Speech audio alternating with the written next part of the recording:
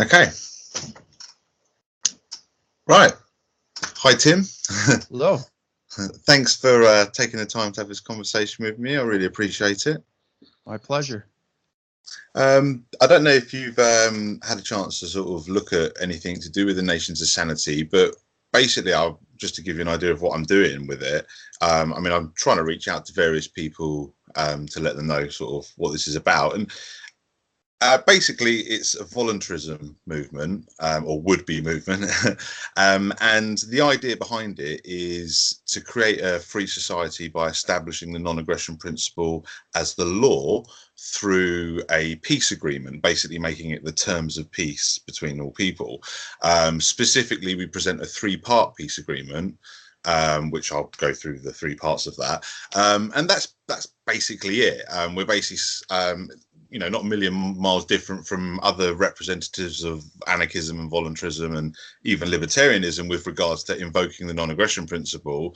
But I suppose the only thing that's kind of a little bit different is the fact that we're saying, well, the way to create a free society is to establish the non-aggression principle as the law, because the law is essentially the terms of peace. That's basically what law is. It's basically saying, if you break the law, you're breaking the peace, and force will be used against you.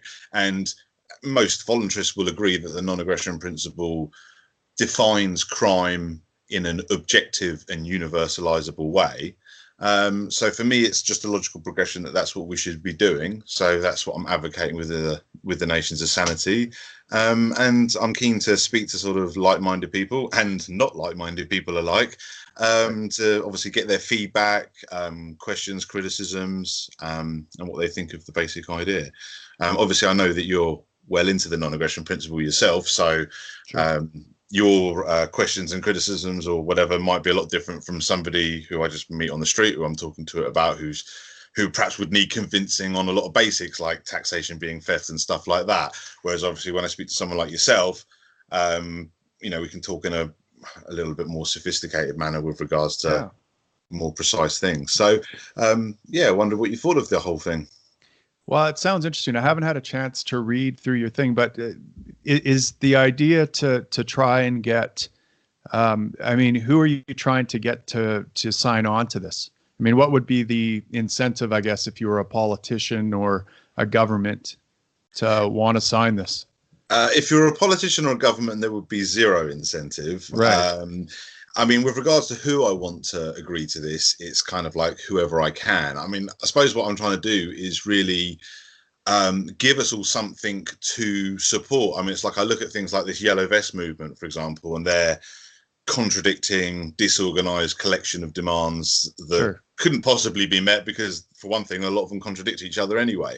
And, a lot of people have a lot of concern over what's going on in the world, but we're so disunited. I mean, even in the voluntarism movement and even in anarchism movement and even in libertarian movement, which you'd expect us to be united to a certain degree, there's a lot of disunity with regards to what exactly how we get from where we are now to a free society, or even what a free society looks like. I suppose that's the two things that I'm kind of presenting with the Nations of Sanity, is one, defining, okay, well, this is what a free society would be, and this is what we need to do to get there. It's very simplistic, I appreciate, and very ambitious, but that's the basic thing. It's kind of something that's a common ground for everybody, Yeah, no, I applaud what you're doing here.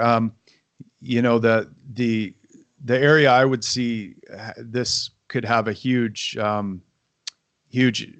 influence in would be the creation of new kind of nations, I guess, right? So I'm thinking specifically of the Seasteading Project, where they're looking at autonomous free zones and they're looking at separate nations out in the sea. And the founder, Patrick Friedman, has said he wants a market in law, I guess, in a sense, right? So let's try different rule sets and see which ones are the best. And I could see developing a rule set, trying to market something like this to seasteaders as a great way to highlight, here's how a voluntarist society could work, right? If the underlying law is the non-aggression principle. Now, some of the other things that you'll have to I think, overcome is that the non-aggression principle isn't enough. A George Bush apologist, for example, might say that while invading Iraq was an application of protective force, we weren't initiating force, we were striking. It's like saying, so someone points a gun at you, they haven't initiated force yet, but you're still, we wouldn't call it aggressive force to shoot at a person who's leveled a gun at you. And so the question is then, well, who's deciding what non-aggression is, and what is the framework? And so I think you have to think about that a little bit. But I think that's certainly worth thinking about and worth trying to market the ideas, especially to thinking about where an agreement like this might have some value, right? And so I think you're going to have a hard time selling it in the political realm, because the political realm is just a power struggle. It's all about people wanting power. But voluntary organizations might be a good place to sell this. Like maybe there's an opportunity to use something like this as a company charter, for example, right? Here's how we're going to operate within the company.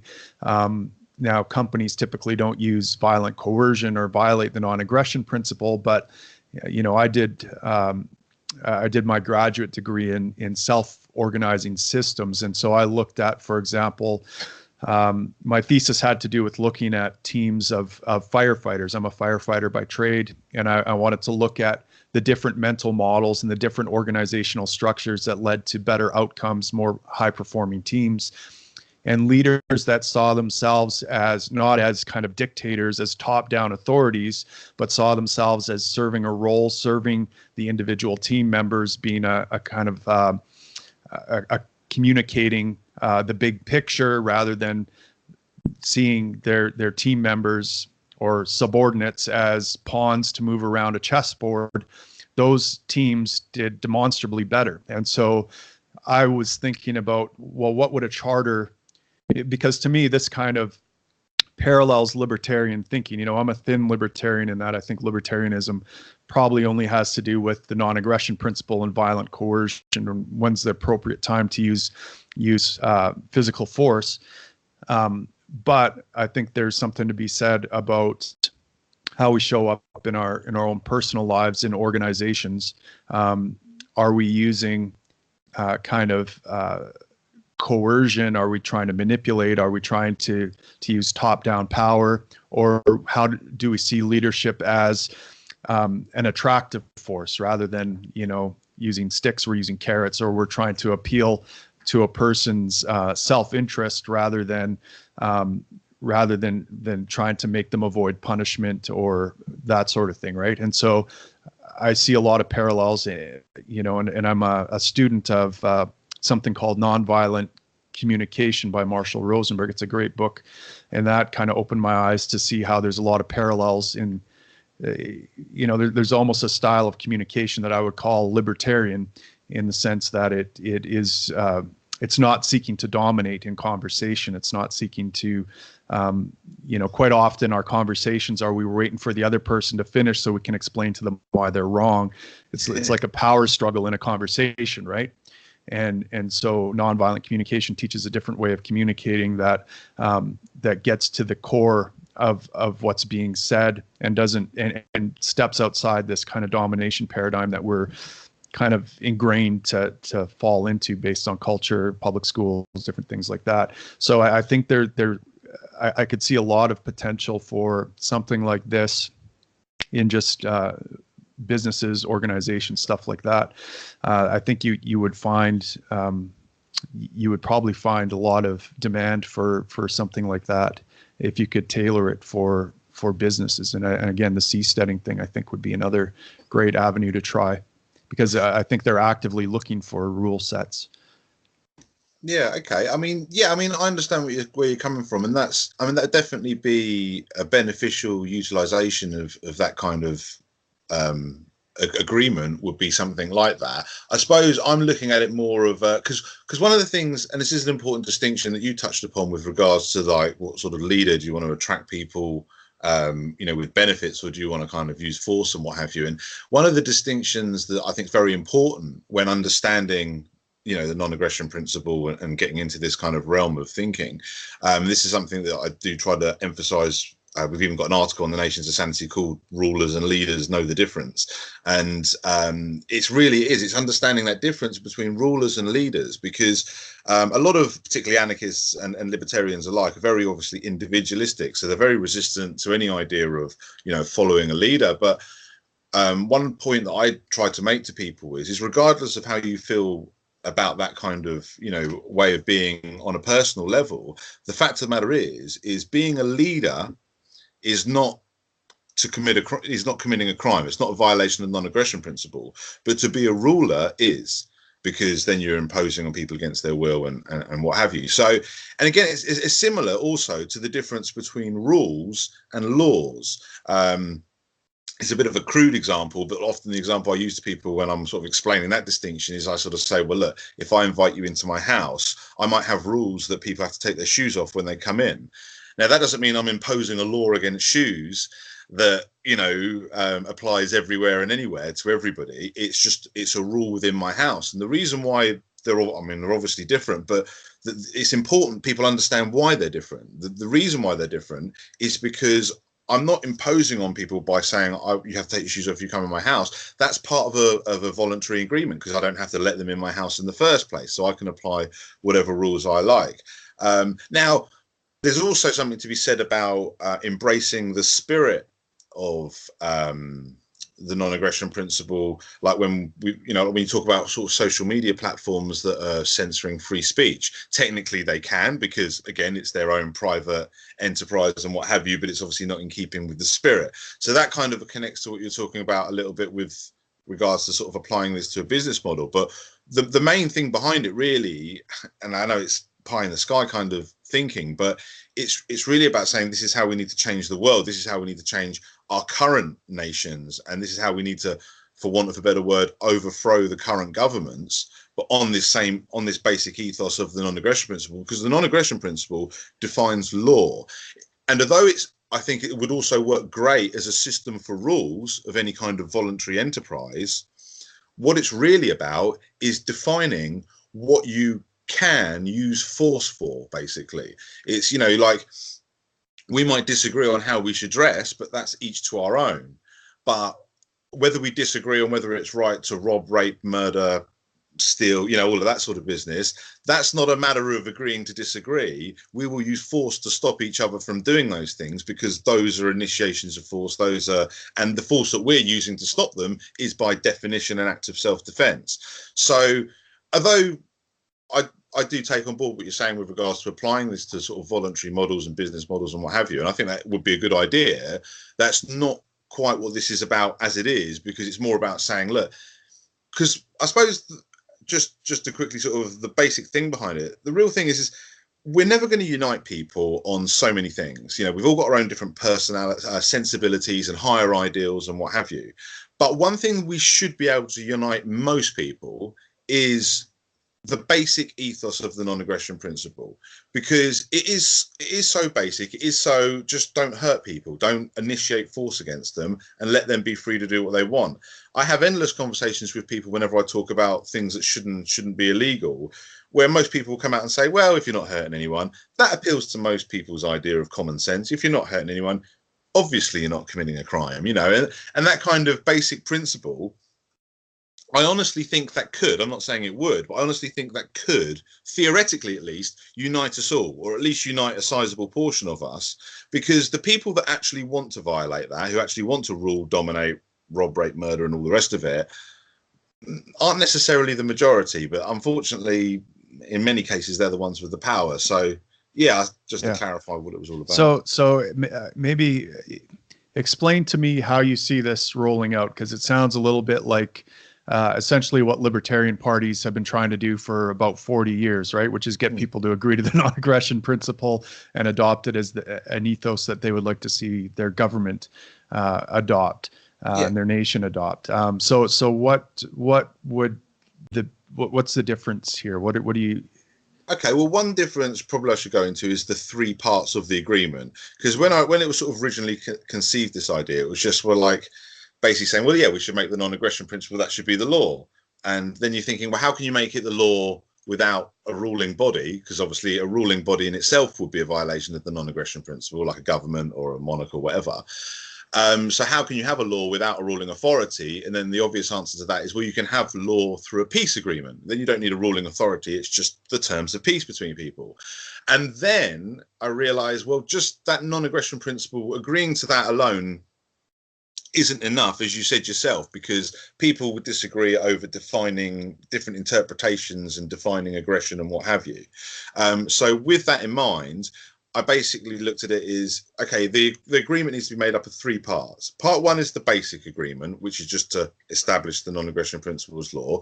Part two is what's called the lines in the sand, which is about setting the limits of tolerance over differing interpretations, because there are fuzzy edges here and there where, you know, things are like potential grey areas that need to be clarified.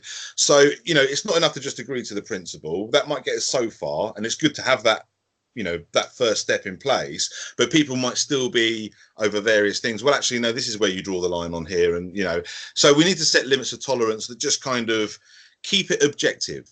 You know, wherever there's doubt, okay, people will have to sort that out through voluntary associations. But this is the line where you're definitely violating the non-aggression principle. And no matter who you are, where you are, and what voluntary association you're a part of, you're breaking universal law, you're aggressing, and people can use force against you. And then the third part of the agreement is rightful ownership. And although part 2 and 3, you could argue, would be self-evident from part 1, once you've agreed that the non-aggression principle is the law, that in itself establishes the lines and establishes rightful ownership. But I just think in the real world, those three dimensions would need to be agreed. I mean, at the end of the day, I'm not claiming this is anything super different. You know, I didn't invent the non-aggression principle, and the idea of voluntarism, all this has come before me. I suppose it's more a case of, I don't see anybody in any kind of libertarian movement or anarchist movement or anything else actually making that point, basically saying this needs to be the law. Not we'll have our own little society where we'll agree to play by it, or we think this is a good little business model, or this is how we define a market, and we'll let the market and hopefully people's will work that way. No, it's about saying, okay, look, everyone can do what we want. I mean, it's like, I don't even get into the whole, I don't even call myself an anarcho-capitalist, for example. I call myself a voluntarist, simply because I don't even want to get interested in economic discussions. If people want to live in communes, I don't care. If people want to live a more market lifestyle, again, I don't care. The only thing I care about is if the non-aggression principle is being violated. And that's for me, that's the terms of peace. And I speak to a lot of different people who have very different sort of outlooks on life, but they can all kind of come round to that, because they're like, well, because everything that they're concerned with is connected to that. You know, some people that hate the, you know, like the wars, for example, aggressive wars and what have you. I know what you mentioned about like the Iraq war, but one thing that's important to understand with the non-aggression principle is it deals with individuals. It doesn't deal with groups. So you can't assign blame to a group. You know, you can't assign blame to individuals based on their group identity. So, right. You know, when it comes to killing innocent people because somebody that shares their nationality or who claims rulership over them or whatever has aggressed against you, that's not an act of defense. So one of the things about establishing agreement, and I suppose what part 1 would really be about, apart from the basic agreement to make the non-aggression principle law, would be defining the non-aggression principle. And part of that definition would be to clarify that, you know, it's not a pacifist principle. It allows the use of force, you know, to be used in defense, but not to initiate force against peaceful people. That it deals with individuals, that you can't be guilty by your group identity. It doesn't recognize group identities. We're all individuals. It's built on the basic premise of self-ownership, which is obviously where we get property rights and everything else that comes from the non-aggression principle. That I suppose I see the non-aggression principle as the foundation for property rights, for self-ownership, for freedom, for how we would define freedom. I mean, I had a somewhat absurd conversation with one person who tried to tell me that even the non-aggression principle law would be imposing on his freedom. And I used a real extreme example. I said, well, are you saying that the law against rape, for example, would be imposing against your freedom? And he was like, well, yes, not that I want to do that, but just because you're telling me I can't do it. And it's like, yes, but, and I suppose this is where we have to define our terms and define the words we use. I don't define freedom as, I'm talking about a universalizable freedom, a freedom that everyone can have. And freedom in that context doesn't include the right to rob, rape, murder, assault, violate the non-aggression principle. Freedom, that freedom is the freedom to do whatever you want, as long as you're not aggressing against others, and as long as you're affording everybody else the same freedom that you want for yourself. And one other thing I like to say to people, especially anybody that talks about equality, which is obviously a common trope for people on the left wing, is, well, surely the most basic form of equality is equal rights. And if you actually step back and assess the situation, as a mathematical certainty, the only way you can have equal rights for everybody under the law would be if that law was the non-aggression principle, because that's the only standard that can be applied 100% universally, 100% equally to all. Negative rights, as some people like to call it. As soon as you add a positive right in there, you unbalance it, and equality of rights goes out the window. So those are my basic kind of approaches from it. But yeah, like I say, it's pie in the sky stuff. It's just about saying this is what we should all be fighting for. Forget about our other quarrels, forget about our other differences. Get that in place, and it's not going to fix the world. It's not going to make the world perfect. It will make the world, in theory, sane, and that's why it's called Nations of Sanity. Right. Okay. Yeah, and I guess my question then is so how does this work? Like, how do you implement this? Is this a matter of convincing people? Is this kind of a marketing scheme that you think Libertarian Party should do instead of, I guess one of the things that struck me is that you said that you haven't seen other libertarians or anarchists kind of pushing the non-aggression principle. To me, that speaks to our failure kind of as libertarian parties to make that clear, because that's kind of what I feel my whole job is, right, is to advance the non-aggression principle, connect people to the idea of property rights and the non-aggression principle as what our society should be founded on. And, I take it as kind of as feedback that, okay, we maybe need to do a better job of that. So is your hope then to get libertarian parties or activists using this as a kind of marketing scheme, or is this something that you get people to sign on to, or that you lobby government to sign this pact with its citizens, or how do you see this tool being used, I guess?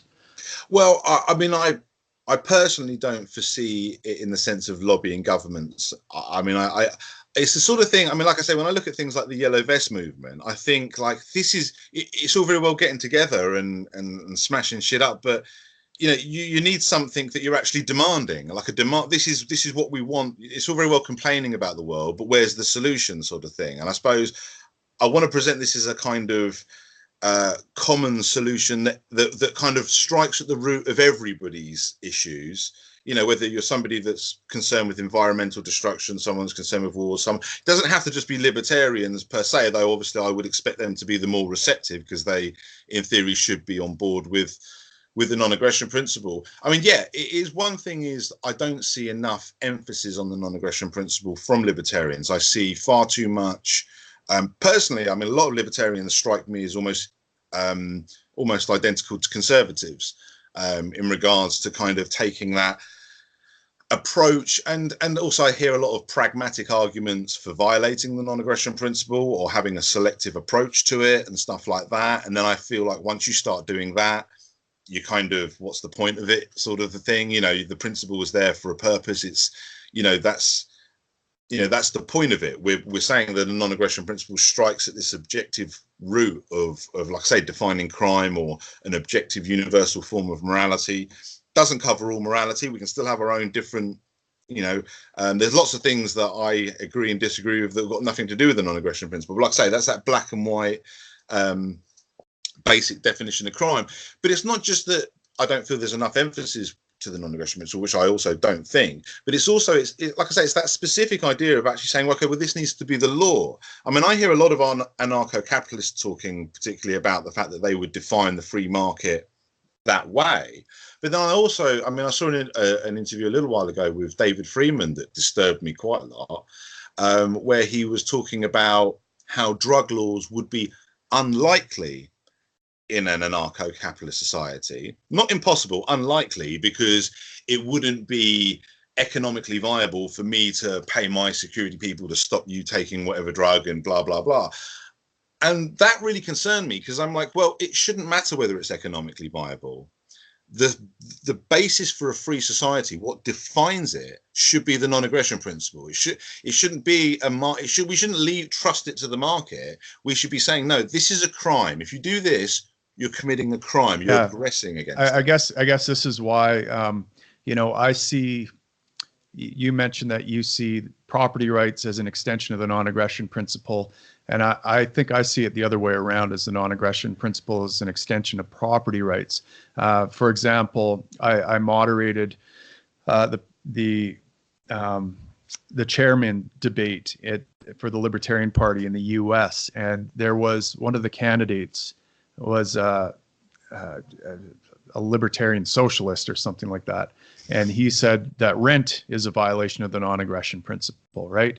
And so, it comes down to, I think, defining property rights. And I think this is probably what Friedman was getting at. If you have a privately owned city, the city owns the streets, the infrastructure, the public parks and stuff like that, you're going to have rules in those spaces, or else it's not going to be enjoyable for your customers, the people that own lots and use the city. And so I think what he's getting at is do you allow open drug use in the city? Like, do you want people shooting up heroin on city streets where families are walking and that sort of thing? You might have rules against that. Just like I might have a rule in my house against calling my wife names, right? And I'm going to use force and kick you out on your ass if you don't leave my house when I ask you to. And so have I initiated force in that situation? Well, some people might say that I have. I would say that I haven't, because I have a property right in that house, in that space. You're violating the property right by trespassing at this point. You've now overstayed your welcome. You're trespassing. I'm going to kick you out. And so I think and this is where things get confusing. And the other thing that I've noticed in trying to advance the non-aggression principle for years now is that people don't connect that to their own personal lives, right? Like, it's too much of an abstract leap for them to understand that. They're like, well, no one's aggressing against me. They don't really see the aggression in taxation, because it's just taken off their paycheck. They don't see guys with guns,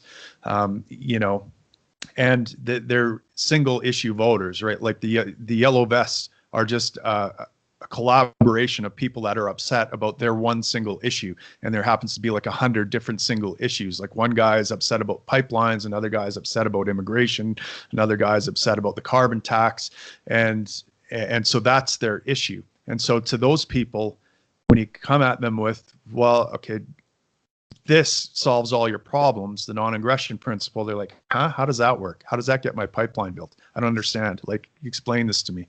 And they kind of dismiss it, right? So those are some of the marketing problems I see, or that I've run into, right? And so I'm always looking for new tools. And the one thing that strikes me about what you're doing here is, the phrase that the non-aggression principle ought to be law sticks out to me, right? Like, that ought to be the law of the land. And so that can be a very slick marketing tool to get people connected to the non-aggression principle. So you definitely made me think about that a little bit.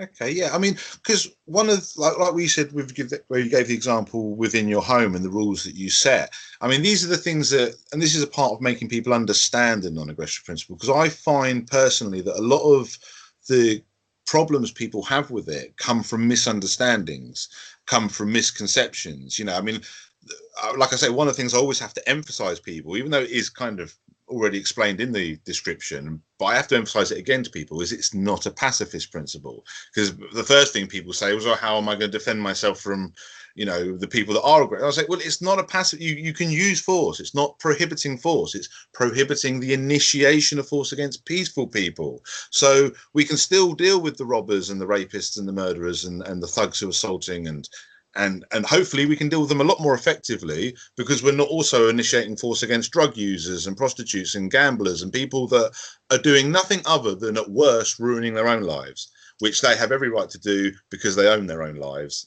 And again, it's just, I think it takes a little bit of repeating, because someone asked me once about how I first got into all of the non-aggression principle thing and all of that, and it's like, well, although it was only sort of 5 or 6 years ago that I even became familiar with the term and libertarianism and voluntarism and all of that, and started knowing people like Walter Block and familiar with other people's work like that.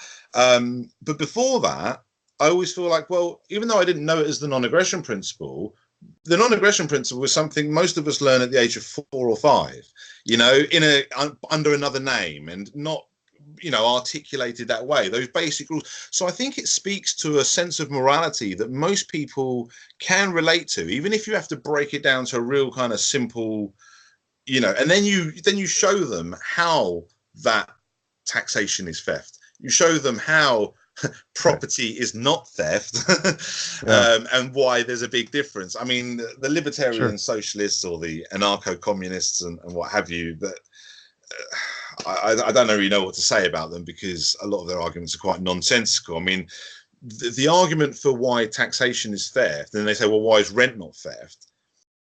And I mean, it worries me when I hear questions like that, because that's like someone asking why rape is different from consensual sex. It's like, well, there's an agreement involved in rent, and I understand that in the real world, people's circumstances might limit their choices. So people say, well, some people don't have much of a choice. Okay, that's its own thing. But the fact of the matter is rent is by definition a voluntary agreement. You're agreeing to rent somebody else's rightfully owned property, and people can have other conversations about whether that person is in such a desperate situation that they don't really have the voluntary choice. They're still not being forced by the other person. There's not coercion there.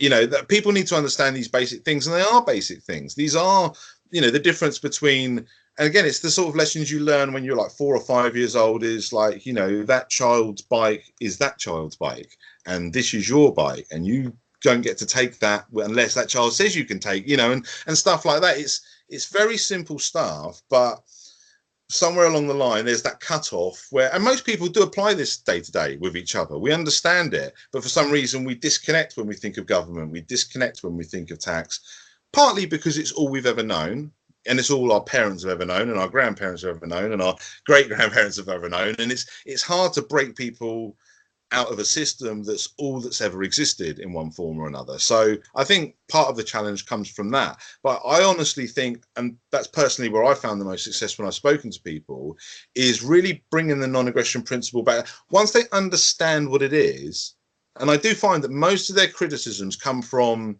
not understanding what it is. Most of the things they say about it, oh, well, then it comes from a misconception of some kind. I think once you get past that a hurdle, I think things start opening up for them a bit more. I mean, I didn't always think of taxation being theft, but then when I kind of done the logical progression, it's like, well, yeah, of course it is.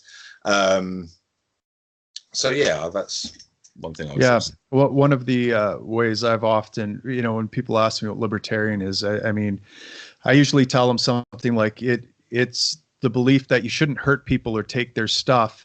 And you shouldn't hurt people and take their stuff, even if you win a popularity contest and call yourself the government, or people call you the government. So we think that hurting people and taking their stuff applies to regular citizens, but it also applies to government as well. And we want that ethos. So, but it all comes back to, well, what about the roads, right? And so you get into that. It's like, so it's kind of it doesn't happen immediately, but it takes some time to convince people that, okay, look, the cotton, we can still harvest cotton even if we get rid of slavery. I know it's hard to imagine, but the cotton will probably get picked. And maybe it shouldn't get picked if that's the only way you're going to get cotton. But guess what? You want t-shirts, right? So do you think you might pay someone to go pick some cotton to make you a t-shirt? I think you might. But it takes a while for people. And I know, for me, the transition wasn't overnight either. It took, took at least 6 months to get me from libertarian to anarchist, and probably a year or so to get me from statist to libertarian. But yeah, I mean, the thing about, and you touched on it yourself with the roads question, it's the same as the who will pick the cotton question without slavery. And one of the things I like to do with those questions is I like to first sort of say the point that you made. It doesn't matter what the answer is, it's wrong. So, right. It's like, it doesn't matter if I can come up with a solution for picking cotton without slavery. Slavery is wrong. We need to stop it. And that applies the same. And that applies the same whether we're talking about roads and everything else. But also, it helps, even though I like to really emphasize that it doesn't matter if there's an answer or not because of the moral implications, but I also find it helps to show them just a potential answer. Like, so for example, one of the things that I do present with the Nations of Sanity is an idea for a voluntary alternative to taxation, just to show the difference between the coercion of taxation and something that would work almost the same, but wouldn't have that coercion. And so they can see what that fundamental difference is. And also imagine a world where roads are still being built without government and what have you. And one of the things I like to say is, well, okay, taxation is fair. We have to go past that. But so in a free society, there'd be no more income tax. There'd be no more any kind of tax. But one kind of tax that you could retain, even though it wouldn't be a tax anymore, would be sales tax or duty tax. We call it VAT over here in the UK. I think you call it sales tax out there. The tax that's basically applied in the regulated market to what's bought and sold. Now, the reason why you could keep this is because in a free society, you can still have a regulated market, and it can still be controlled by, for want of not a government actually, but like a voluntary collective that would replace a government in a free society, and it could still essentially tax the regular the trade that's done within it. But the reason why it wouldn't be a tax is because, unlike now, you don't have to use the regulated market. So using the regulated market is completely optional. So then that tax that you pay is no longer a tax. It's just a regulation fee. It's just a fee you're paying to be part of the regulated market. And that fee, in addition to paying for the regulation that's being provided, may also go towards other basic infrastructure that underpins the market in any nation or area or whatever. This is just an idea. Other things could be done as well. But the reason why I like to point this out to people is because when people think about how that's different, it's like, well, because this is the other thing with and this is I think is a little bit of a limit with our language and the words we use, because it's like when people talk about voluntary, I say, well, if you go into a restaurant and you buy a meal, it's not voluntary that you pay for it, but it's not coercion because it was voluntary for you to go in the restaurant and eat there. Again, it's that part of that voluntary agreement, like taking your shoes off when you enter someone's house sort of thing. It's back to that thing. When you get people to understand that distinction, they can see how all of a sudden you don't have to lose the regulated market, and you don't even have to lose the revenue stream that you're getting from the regulated market.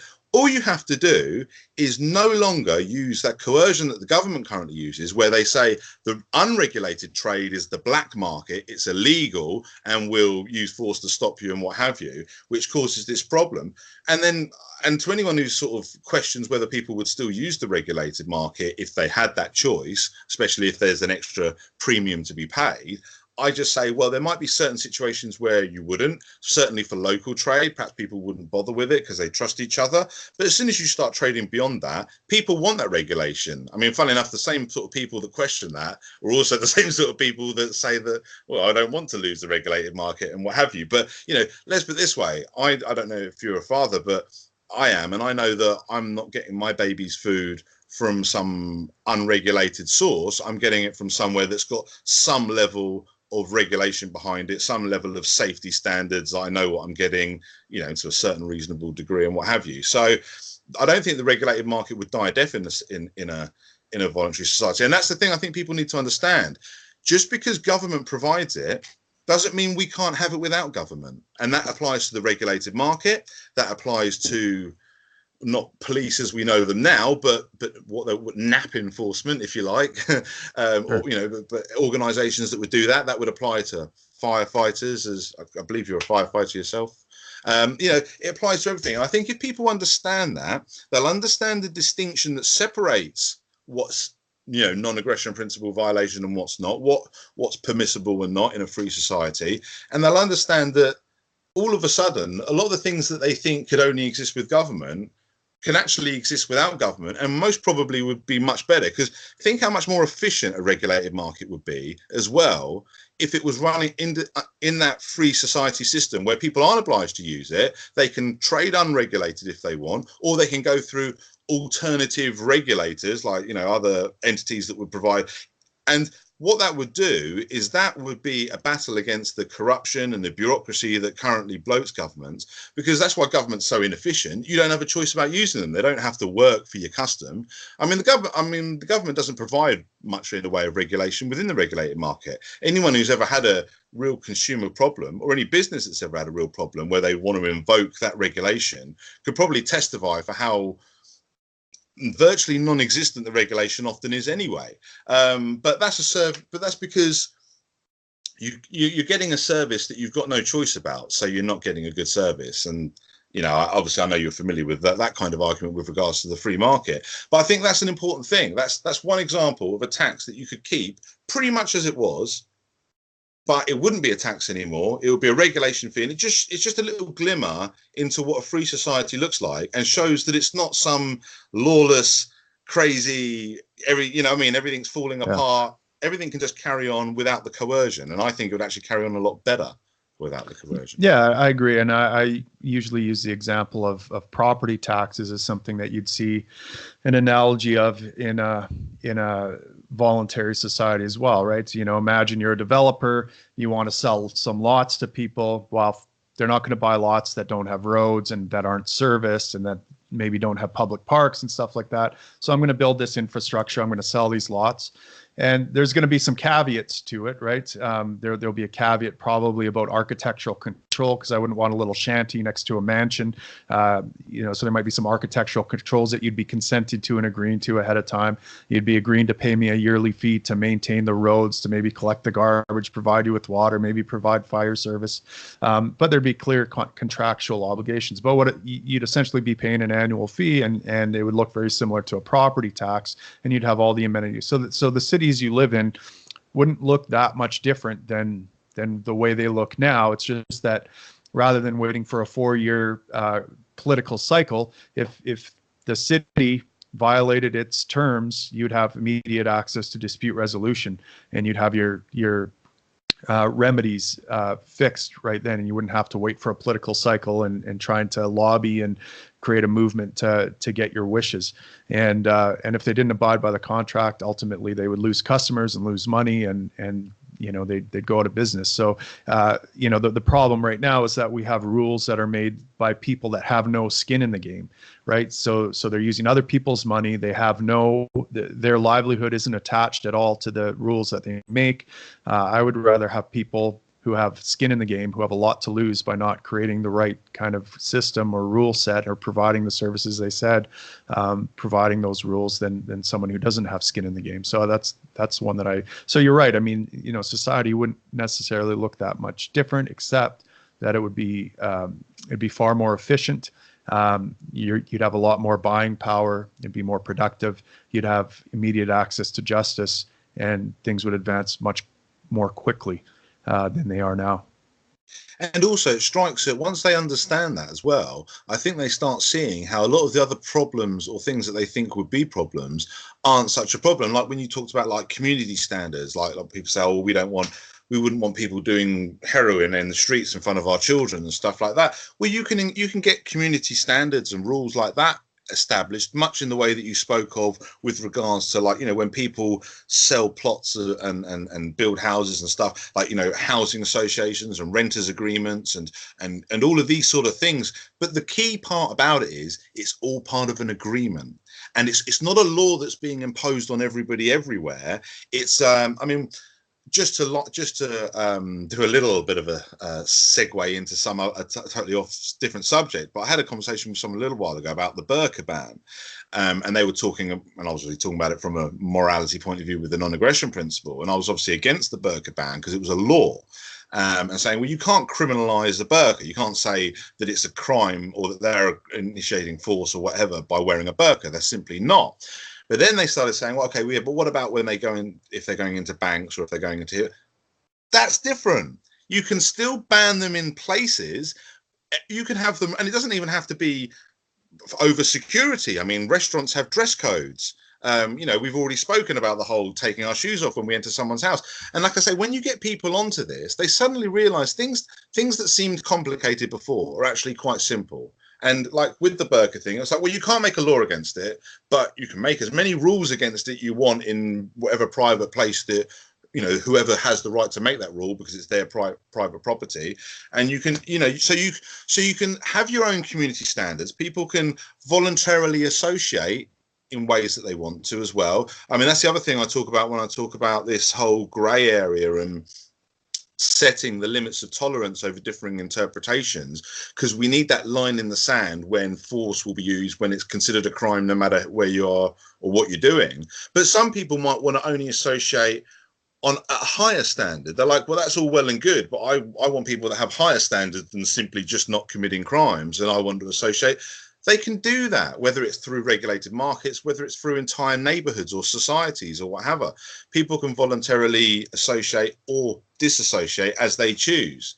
I just think it just makes everything a lot more black and white. And things that were murky before suddenly become a lot clearer, because all of a sudden, when people realize that distinction, then they realize, like I say, they can still have a regulated market. They can still have community standards and rules. They can have family-friendly areas somewhere else, and then some other town somewhere else can all live like heathens, where they walk around naked doing drugs out in the open air. You know, the thing is because you're distinguishing what is and isn't a crime, that means we might all have to work a little bit harder to get those voluntary collectives for higher ideals. But then that's what we need to do. If that's what we need to do, then that's what we need to do. You know, if we want to live among people that have higher standards, or if we want to apply rules that don't, you know, that go beyond the non-aggression principle, we can only do that with people that are willing participants. So that's what we've got to do. But when it comes to violate, that's what I'm saying. It's about separating the rules from the law. You know, it's about drawing that distinction between things that we can still impose as part of agreements, and then things that we impose on people no matter what. And the only thing you can impose on people no matter what is if they're actually, you know, as I say, is the non-aggression principle, because that's when they're aggressing. So maybe explain to me a little bit, because it's not entirely clear to me what you see as the distinction between a rule and a law. Well, a rule of the law is like, a rule is me telling you, you have to take your shoes off when you enter my house. That's a rule. And you don't have to obey that rule. That rule is something you'd have to accept as part of an agreement, if you know what I mean. So that's the rules in my house. But it's not a law. It's not, I suppose that's the distinction I'm making, at least. Maybe that's not, I don't know if that's a dictionary correct definition, but that's the distinction I'm making. It's like saying, because this is the problem. When you say to people, you can't have a law against that, like with the burqa thing, I say, you can't ban the burqa. You can't have a law against the burqa. It's not a crime to wear the burqa. You can't say they're initiating force. There's no principal reason for banning it. But then someone says, okay, well, what if I own a bank and I don't want them coming in the burqa because I don't want them covering their face for security reasons? Totally different. You can still have a rule against the burqa, and that's the distinction people need to know. The reason why it's different, I don't understand. Okay, yeah, go ahead. Maybe you can. Sorry. The reason why it's different is because the rule is something you've agreed to adhere to beforehand. The law, it doesn't matter whether you're agreeing to it. The law applies to you no matter what. But so to me, then a voluntarist society wouldn't have any laws. Then would that be right? No, the voluntary society, because everything would be privately owned. No, so they would just be rules. Wouldn't it just be rules? Like the roads would have rules, the public spaces would have rules, because they'd be privately owned. So it'd be the owner setting rules, and you agree to them by virtue of being there, I guess, or by. No, because basically what I'm saying is the only thing you can impose on people is you would have law. You'd have the non-aggression principle. That would be the law in a voluntary society, in a free society that the Nations of Sanity is advocating. So you'd have the non-aggression principle with the law. That's something that everyone has to obey no matter what. But what I'm saying is if you own property, you can create rule. You can create a club, for example. It doesn't even have to be within property, like a club. Like if you want to be part of my club, you have to agree to all these other rules. They've got nothing to do with the non-aggression principle. They're our own little individual rules to do with our own personal ideals and sensibilities. And the reason why these are different from laws is they only apply to you if you agreed beforehand for them to apply to you. You agree to be part of this club, and part of that agreement is you have, or Gotcha. It's part of a contract, or like with entering my home, it's part of the agreement, the invitation to come into my home. If I own a bank, it's part of the invitation to come in and use my bank. Because I don't have to let you into my bank in the first place, I can attach whatever rules I like to the invitation, because it's not about, I'm not imposing that onto you. Because like you don't have to take your shoes off, but I don't have to let you in my home. You know what I mean? It's that kind of thing. Right. So it's part of an agreement. That's the distinction I think people need to make between rules and laws, is the rules would be part of an agreement. You're agreeing to these rules. A law doesn't matter whether you agree to. It doesn't matter if a rapist says, well, I never signed the non-aggression agreement. It doesn't matter. If you're a rapist, then you're violating the law that applies to everybody. You're aggressing. Like I say, because it defines aggression. And because the act against it would be defense, it's keeping that consistent. It's basically saying that, I suppose, under the non-aggression principle, the only law you can have that wouldn't violate the non-aggression principle is the non-aggression principle itself, if that makes sense. Because anything else you impose would be, by definition, an act of aggression. Right. Okay. So yeah, it kind of makes sense. Yeah. So, in this case, rules are enacted by, I'm just trying to decide, it's hard to wrap your brain around where the law is coming from, right? But it would be, I guess, just a widely understand ethos of when you can use violence, right? Yeah. So there's no overarching government saying this is the law of the land. It's just simply a commonly understood it's a peace agreement. Ethic, right? Yeah, it's the terms of peace. It's basically saying, it's the terms of peace. But there's no agreement, because it's not like people are signing on to this agreement. Like, it's not something they're agreeing to in advance. Like a rapist can't say, well, I didn't agree to that, so it doesn't apply to me, right? It applies to you whether you agree with it or not, or whether, you could still get people to agree to it, but their agreement isn't relevant to whether it applies to them, I suppose, is the kind of thing. I mean, the idea of getting people to agree to it is just to get enough people to support it to actually establish it as law. Because at the moment, there's these people called government who have their own set of laws that are kind of, so it's just kind of like saying, well, we need to replace them. And rather than, like, people talk about this power vacuum when you get rid of government. And for me, the solution to that power vacuum is to remove the power. If you establish a law that says that power itself is a crime, that power itself is illegal. Governments would be illegal if the non-aggression principle was law. And like I say, it is just it would still require our diligence, but it's the peace agreement. It's the terms of peace between all people. So anyone who violates that is basically aggressing against everybody else. They're not just aggressing against. So a rapist isn't just aggressing against the rape victim. They're aggressing against all of us. Because that's how we define our society. This is our free society. These are the terms of peace between all people, whether they agree to it or not. This is what we're saying. This is kind of saying this is when force will be used, and this is when force shall not be used. And that's how crime should be viewed, in my opinion, in a free society. That a crime isn't just a crime against the immediate victim; it's a crime against all free people, because you're breaking those terms of peace. I see. Okay. Yeah, it's a little bit hard for me to wrap my head around. I'm thinking of a fully privatized society. Someone would cry a violation of the non-aggression principle if they got kicked out of town or something like that for violating a rule. And force was used to get them out of town because they didn't want to go or something like that, right?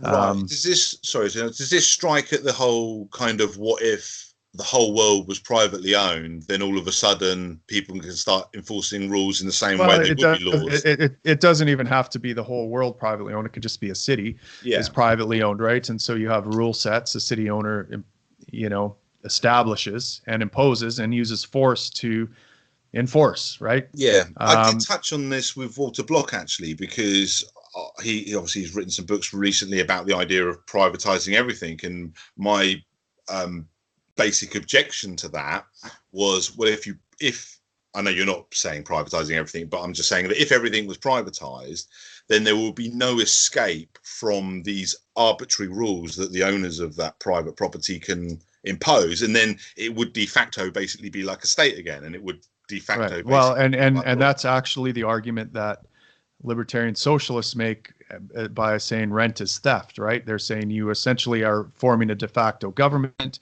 and you can't own land, at least not in perpetuity, that there's a property right maybe in usage, in present usage, but not in perpetuity beyond that.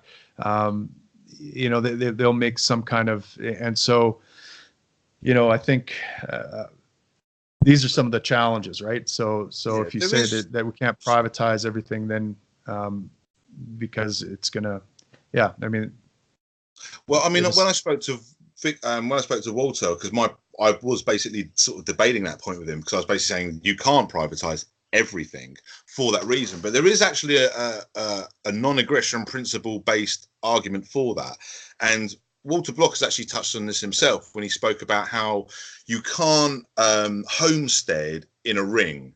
Like, you can't do a donut-shaped homesteading where you encircle somebody else's property, or even just encircle unowned area, because what you're doing is obviously you have the right to what you're homesteading as your own property, but if it was somebody else that you were encircling, you basically be trapping them.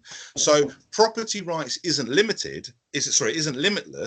And one of the reasons why I always say property rights comes from non-aggression principle rather than the other way around is because the non-aggression principle both defines and restricts property rights, because your right to own property is not absolute. It is restricted by the non-aggression principle. The donut homesteading is an example of that. You cannot homestead a donut shape around my property and trap me. You're not allowed to do that, because you're trapping me, because you're then all of a sudden you're infringing on my rights. But if you homesteaded next to me, that's like, I mean, the thing is and the reason why it's important to understand, because this does. Well, here, help me understand this though. Then this is why I'm not sure that property rights follow from the non-aggression principle rather than the other way around.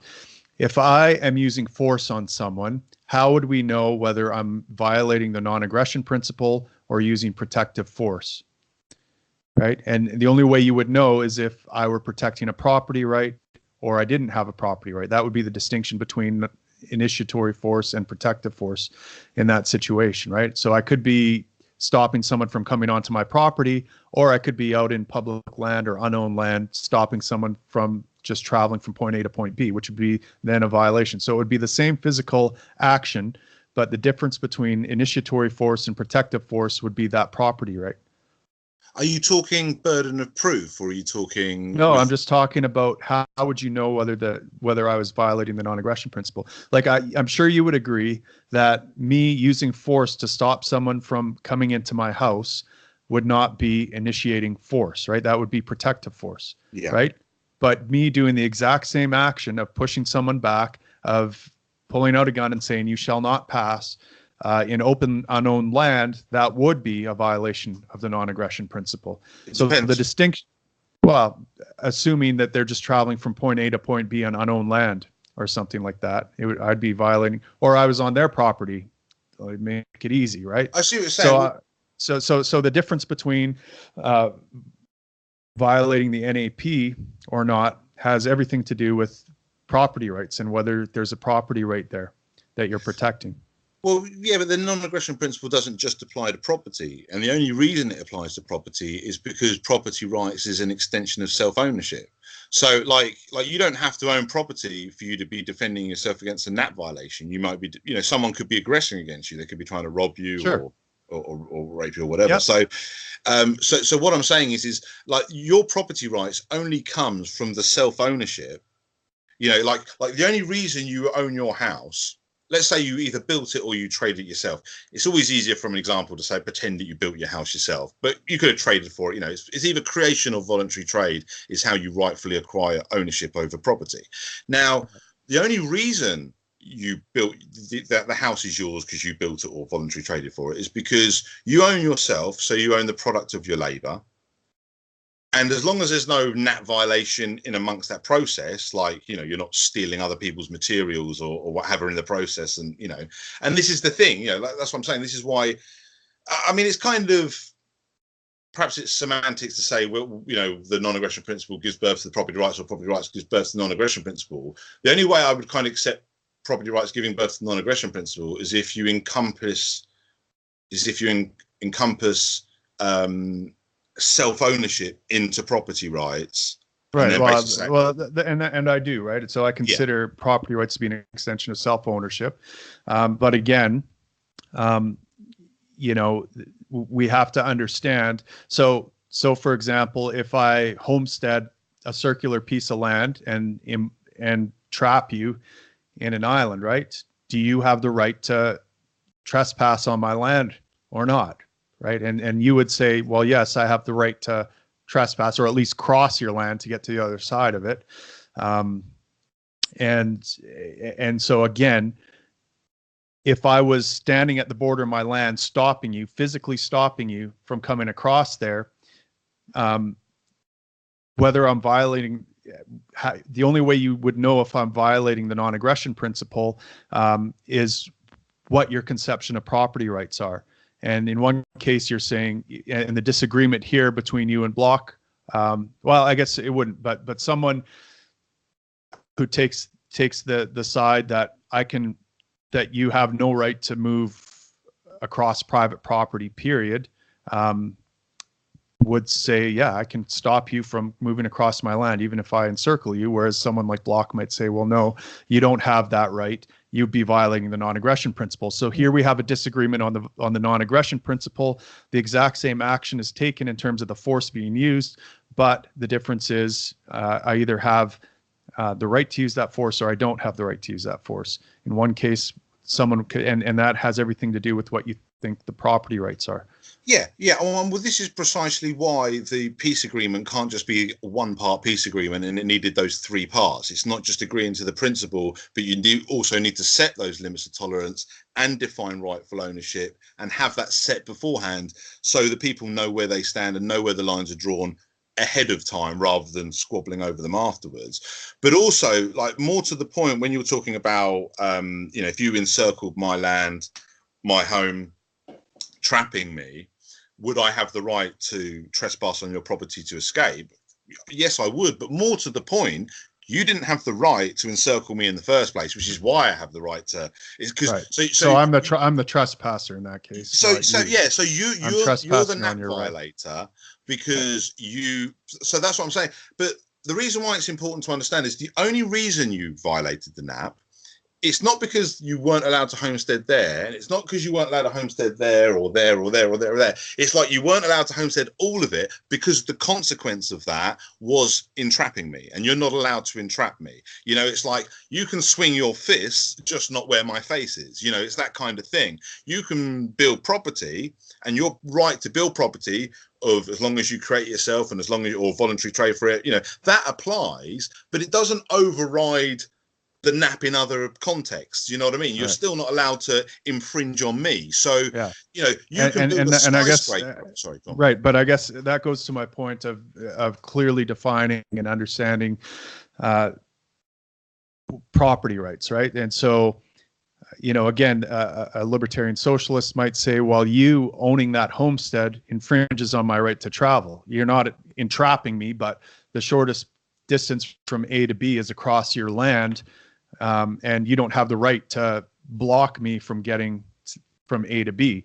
I'm not harming your land. I'm not doing anything to it. I can go there. Or the fact that you have that you're claiming a monopoly on this land doesn't in fact give you a right to monopolize this land. I can build at my own house here, or I can even come into your house, right? So again, in one case, the Libertarian Socialist is saying you're violating the NAP. In the other case, I'm saying to that guy, he's violating the NAP against me.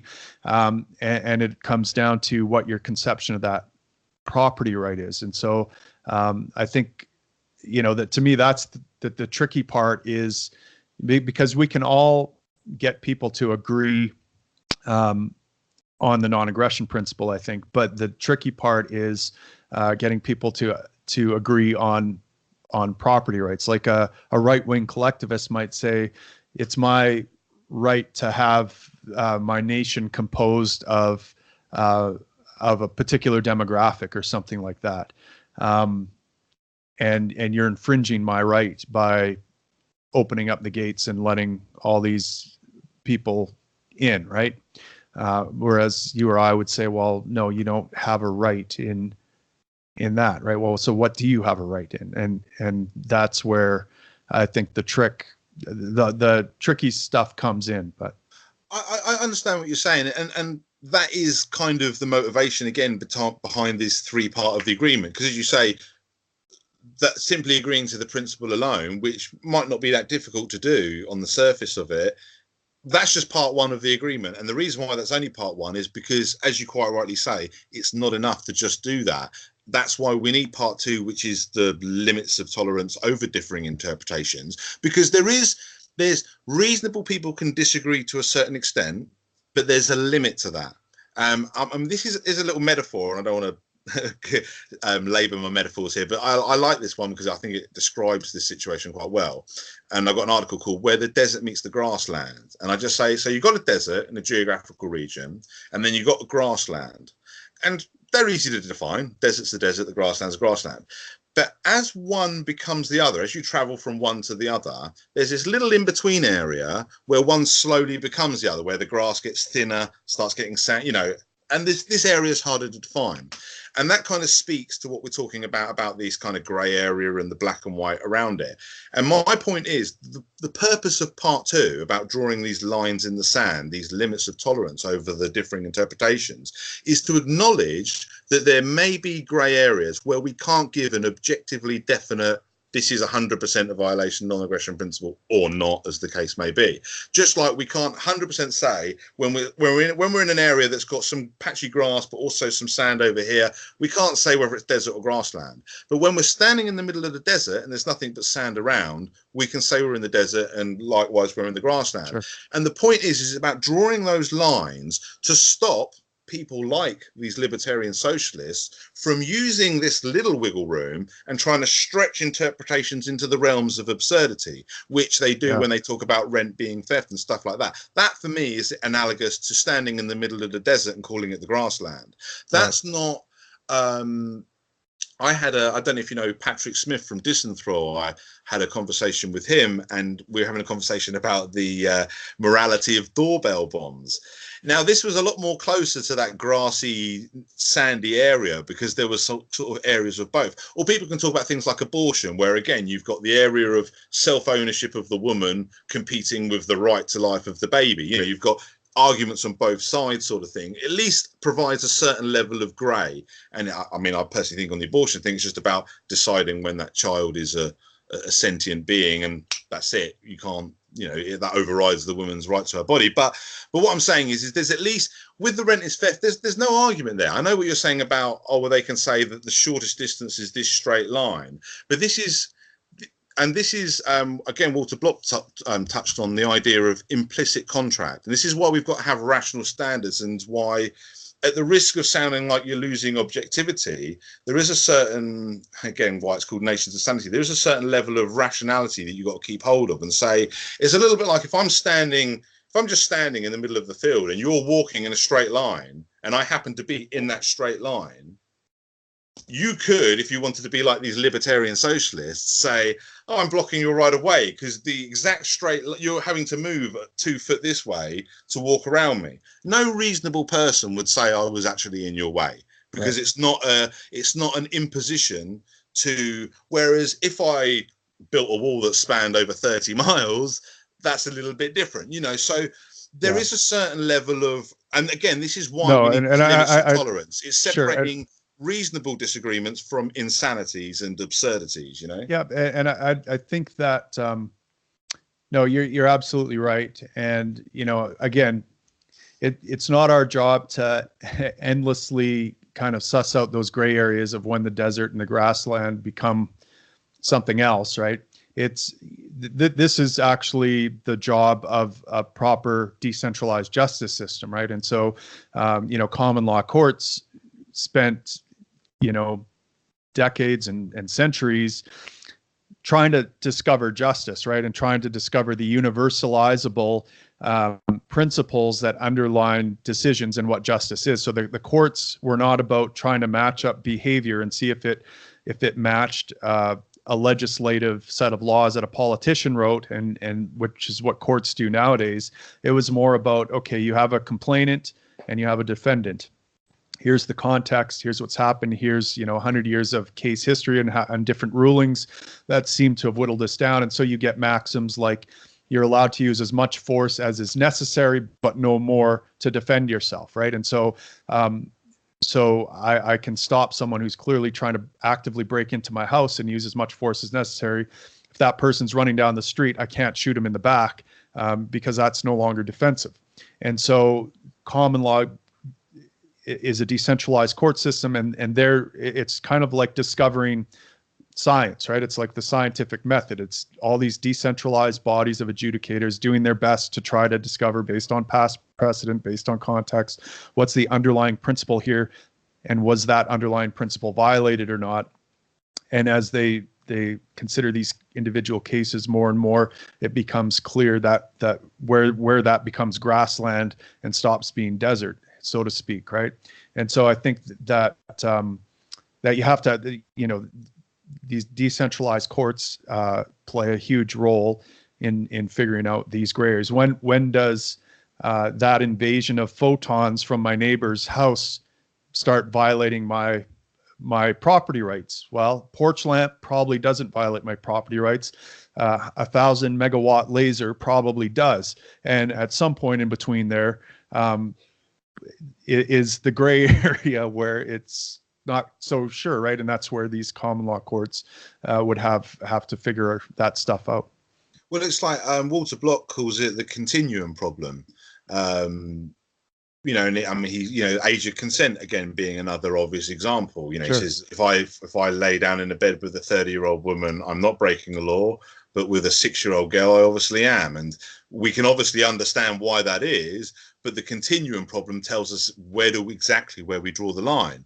It's that continuum problem in mind that really inspires part 2 of the peace agreement, because it's about drawing those lines, not drawing the precise lines. And age of consent's a perfect example on that, because you're going to have to draw 2 lines. You're going to have to draw a limit of tolerance where we say, okay, all cultural what's-the-names aside, we're basically saying that no reasonable person can say that you're a consenting adult, you know, below this point. But then also no reasonable person can say that you're still a vulnerable child, incapable of obtaining full self-ownership and self-determination beyond this point.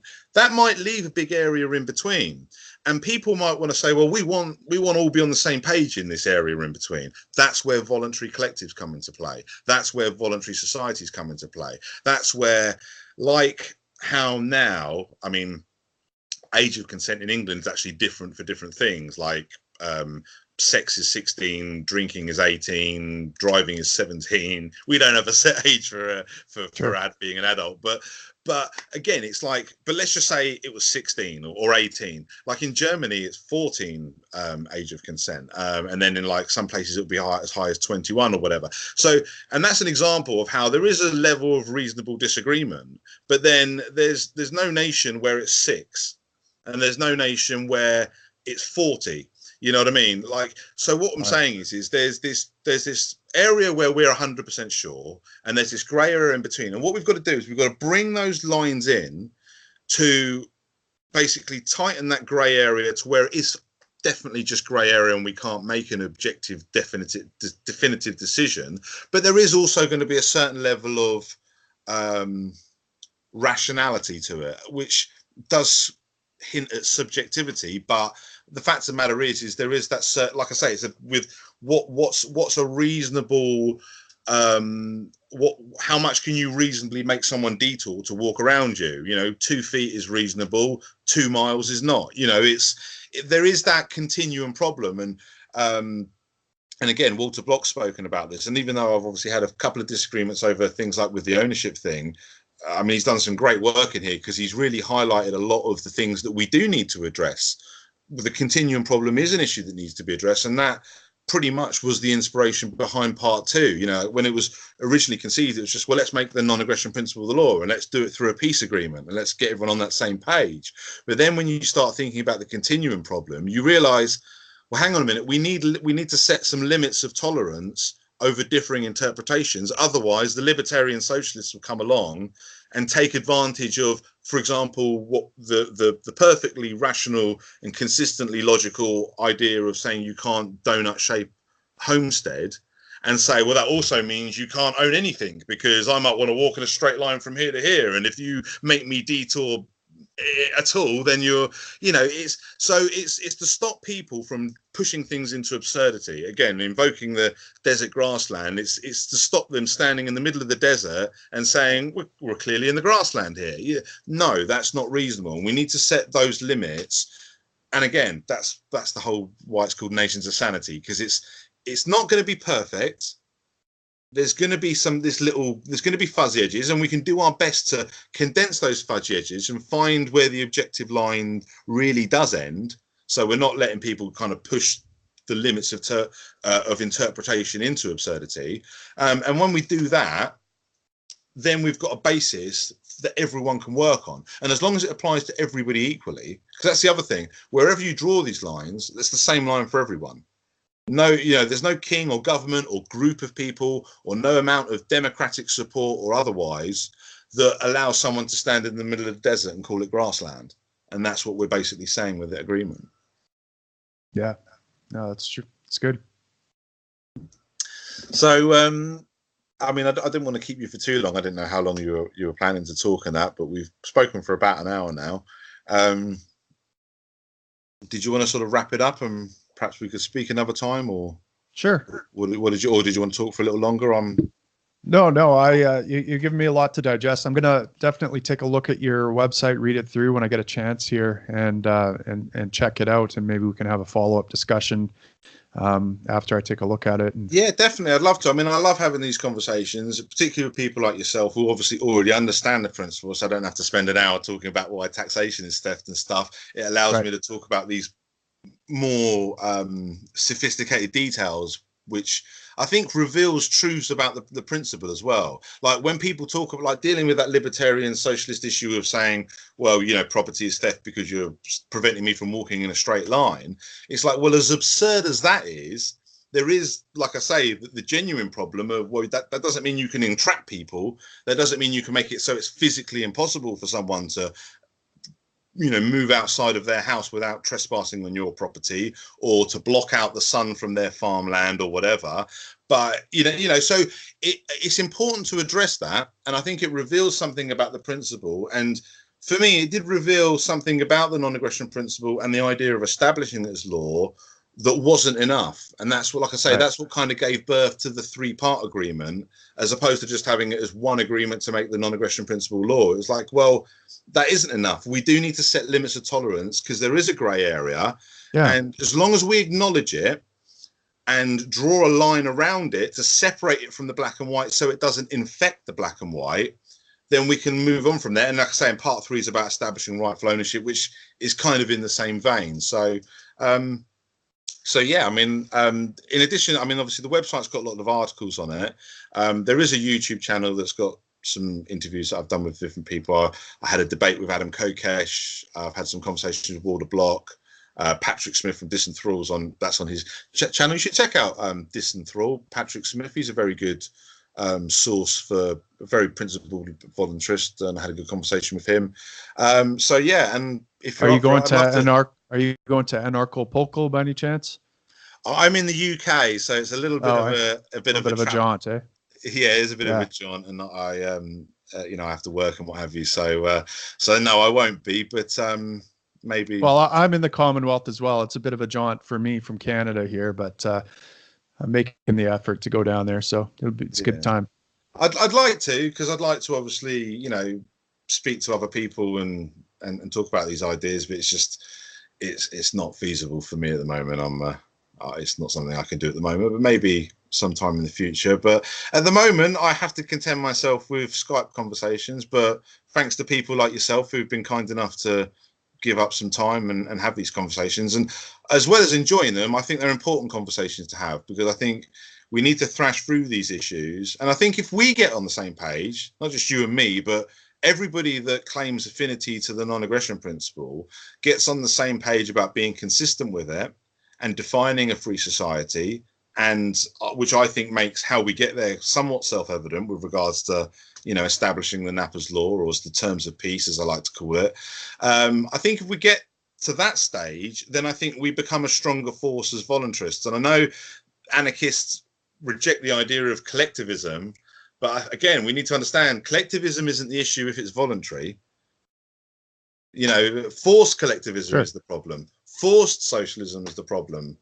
Government and rule and taxation, these are the problems because they're forced. But if it's voluntary, and I think we need to unite. If we're not going to unite over anything else, we need to unite on the non-aggression principle, because that defines what is and isn't a crime, and that sets the terms of peace, because that says when we should use force and when we shouldn't. So absolutely. I think if we get on that, we can build a free society from there. So I'll be very interested to hear what you think, and I hope we can have another conversation again in the future. Great. Thank you so much. Appreciate it. Okay. Thanks, Tim. Thank you. All right. Talk to you later. Bye.